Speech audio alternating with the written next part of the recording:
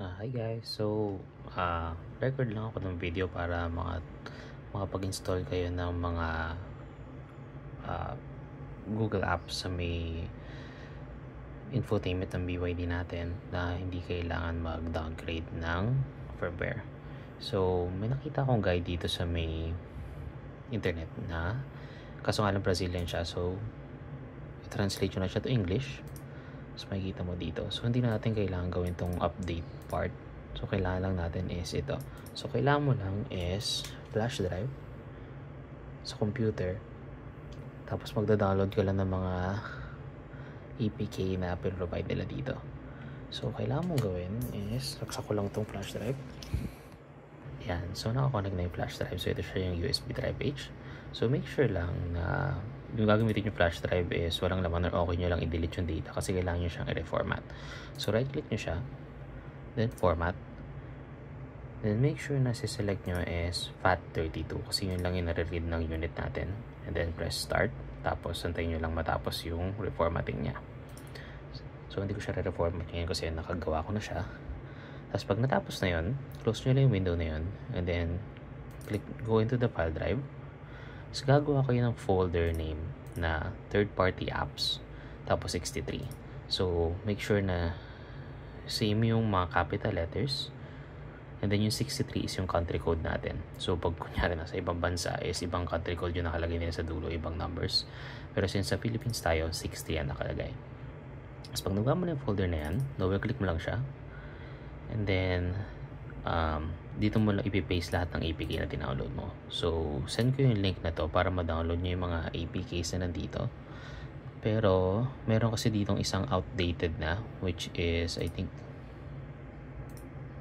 itong last one, itong link na to outdated na. So magbibigay ako ng updated link sa inyo. So yun lang, click nyo itong sa Aurora Store kasi yun yung magiging Play Store nyo sa loob ng infotainment. Tapos itong Revanced Manager is kailangan rin yan kasi mag-i-install siya ng parang Google Play Services kasi hindi mo ma-access lahat nung i-download mo dito sa Aurora kapag hindi mo i-install itong Revanced Manager kasi meron siyang parang Google Play Services, so hindi mag-activate yung mga Google Apps na ma-download mo. So ayan, kailangan mo lang gawin dito, download mo tong latest software version nila. Pag-download nyo, magiging APK siya. Tapos ito namang sa Aurora is download mo lang itong nakalagay na packages, tapos itong latest software version niya. Tapos siya yung nilagay ko dito sa may siya yung itong Aurora Store, tapos ito yung Revanced. Tapos sa may tutorial na nakita ko is meron din siyang password kasi pag saksak mo niyang hard drive, pagpa-pop up to, may enter password, kasi ito yung ilalagay mong password. Same lang ata sa lahat ng units natin. So BYD 6125F, capital lahat ng letters. Tapos pag napasok mo na yan is itatap mo lang lahat ng software to, yung lahat ng APKs, tapos mag-i-install na siya. Pakita ko siya mamaya. And then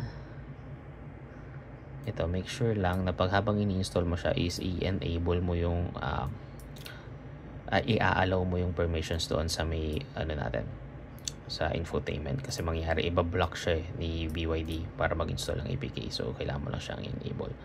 And then don't forget this step din, pakita ko to mamaya, na itatap mo yung disable automatic startup for micro G para mag-auto start siya every time mag-on yung infotainment. Tapos pag install mo na yan, i-reset mo yung control unit, hold mo yung volume button natin. Pakita ko rin mamaya kung saan yan. And then ito, pinapadownload nyo lang yung YouTube Music para makapag-login ka lang ng Google account mo para makonect dun sa may basically sa Google. Tapos ito sa Aurora Store, ako nilagin ko yung Google account, pero just to be safe, I recommend using the anonymous para hindi siya hindi natin alam kung anong ginagawa itong Aurora Store, baka nag-grab siya ng info natin at pinibenta kung saan. So pero ako nilagin ko kasi wala naman issue sa Google account ko. And then pwede mo lang i-download lahat ng gusto mo na apps, nandun na siya gumagana. And then ito palang ano, itong Spotify, ngayon ko pa lang siya install. Tingnan natin kung gagana siya mamaya. Pero ito kasi 'di ba yung Spotify natin sa may unit ngayon is para lang siyang parang light version. So hindi nga ako makapag-download doon nung ano ko ng mga playlist ko. So always kailangan nakakonect sa internet. Gusto ko sana i-download para kahit wala internet access is nape-play yung songs. Tapos mas higher quality din yung sound na lumalabas. So ayan.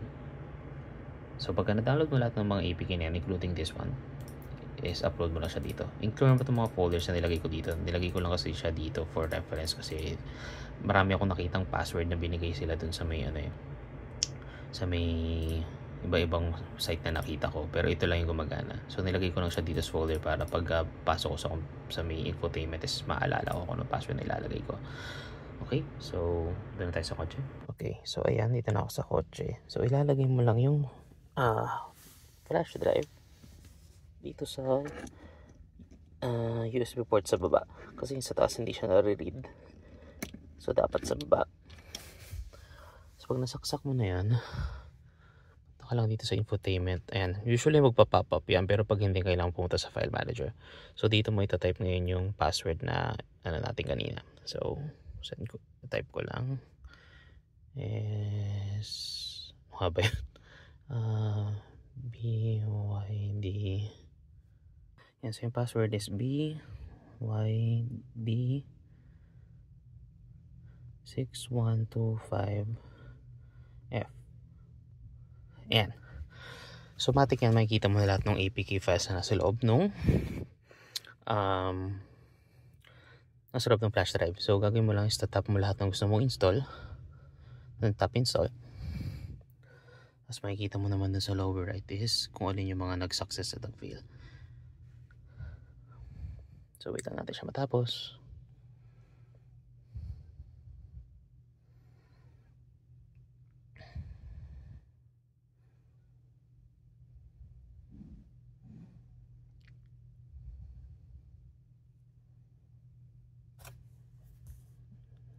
Yan. So yun, kita mo successful lahat. So pwede mo siyang exit. Then makikita mo siyang may install na dito. Ayan na. Ayan yung Revanced Aurora Store. Actually itong dalawa lang una nakalagay dyan, is ito kasing iba, ako na lang nagdagdag niyan dito. So unang gagawin mo is Revanced. So pag nandito ka na is pwede mong download lahat yan pero actually install ko lang micro G kasi ito talaga yung required. Pero try natin download yung iba, itong YouTube and YouTube Music. Kita mo, na-download na siya. Yung Spotify dito, may Spotify dito hindi siya gumagana kasi hindi niya ma-overwrite yung natin, Spotify sa computer. Kaya download ko yung Spotify APK kanina. So ito, pag nag-pop up to, tap okay lang, install.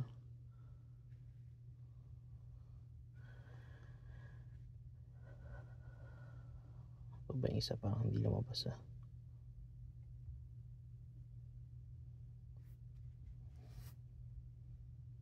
hindi ko na makita yung Spotify, pero may Spotify dito nung nakaraan Anyway, so tayo lang natin matapos. Hindi yata na-download.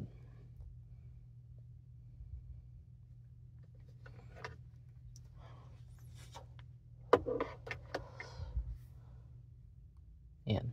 So okay, dapat pala hindi ko sinabay download, isa-isa muna kasi nagpapatong yung confirmation message. So install. Ayan, tapos na. So pag mag-home ka, makikita mo nandiyan na sila dito.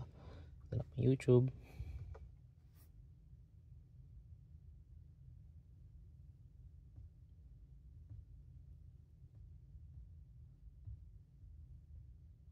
Mukhang ayaw nitong YouTube nila dito. Natin ignore siguro to. Oops. May mga pop-up ito kay YouTube Music.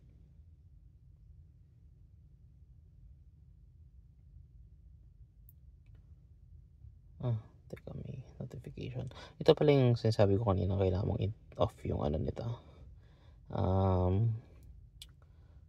disable auto start. So para magawa mo yan, go to system, general, apps, permissions. Hanapin mo yung hindi pala, ito pala, disable auto start sa baba lang ng permissions. Tapos make sure na naka-top tong micro G services. Anyway, kinalkal ko yung micro G settings. Hindi pala talaga pwede itong YouTube na to kasi hindi ma-off yung battery optimization. So tanggalin ko na lang. Huwag nyo na lang install yun galing dito sa Relevance tab. Anyway, pag na-install mo na yung micro G settings, pwede ka na pumasok dito sa Aurora Store. Tapos pagpunta mo dito is i-login mo lang ako nilagin ko yung Google account ko. I mean, meron doon sa tutorial na paano mag-login as anonymous, pero parang hindi ko siya nakita nung nag-login ako dito pero baka mahanap nyo. Pero ako nilagin ko yung Google account ko kasi makita mo, pwede ka na mag-install ng mga apps dito. So yung mga nakita nyo kanina dito, nag-install ako itong Vidor para sa may dashcam ko. Itong auto sweep nilagay ko lang para nakikita ko lang yung load ko. Tapos Waze, install ko lang pati Gmail para ma-access ko siya dito sa may infotainment kung kailangan ko ng mga verification codes. Pero yun, try natin mag-download ng isa lang dito. Kaya hindi ko kailangan mag-login.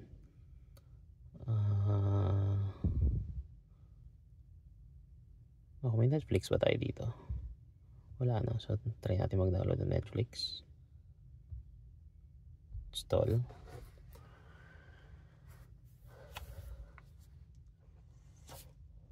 So press okay. Install.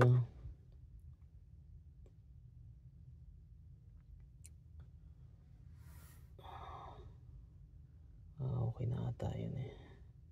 Hindi pa. Ayan. Tapos na mag-download yun. Mag-install yung Netflix. So tinap mo siya. Ayan na. Gumagana na yung Netflix. Ayan. So login ka na lang dito. Try ko mag-login. Try natin mag-play ng video. Kaya nakalogin na ako. So try natin mag-play ng isa lang dito. Ayan. Natin kung mag-play. Hindi ko pa rin natatry ito. Ayan. Mag-play na. Medyo madumi lang yung screen ko. May meron akong tempered glass. Ayan. Nakakapanood ng Netflix, diba? Okay na. Huwag nyo lang gamitin to pag nagdadrive kayo. Tsaka kung masira yung head unit nyo, huwag nyo akong sisihin. Pero ayan, auto sweep, gumagana rin siya. Ayan, nakalagin yung account ko para lang makita ko yung balance ko agad. Tapos Waze, gumagana rin siya.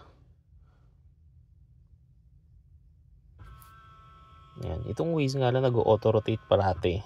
Hindi ko alam kung anong kailangan kong gawin para hindi siya mag-auto rotate eh. Kung may settings pa siyang ganun. Kung meron. Hindi ko alam kung mag-a-adjust si Waze ng pahiga eh. Ayun pa. Okay. Automatic na siya nag-auto rotate. Pero ayan. Magkano na yung Waze dito. Kung Waze gamit nyo at ayaw nyo ng Google Maps or whatnot. Gusto rin natin itong Spotify na-install ko kanina. Again. Ano ko dito. Hindi ko maalala yung password ko. So ayan na natin yan. Feeling ko gumagana naman siya. So yun. So okay na yan. Doon ka na lang parati mag-download ng app sa may Aurora Store na yan. Tapos hindi ko lang sure kung lahat ng apps na pwede mo download din kung gumagana. Kasi parang yung tinry ko yung TikTok kanina, ayaw niya mag-install eh. Pero tinry ko lang naman siya, hindi ko naman siya gagamitin dito sa watch eh. Pero parang gumagana naman lahat. So yun, include ko na lang yung link sa baba nitong video.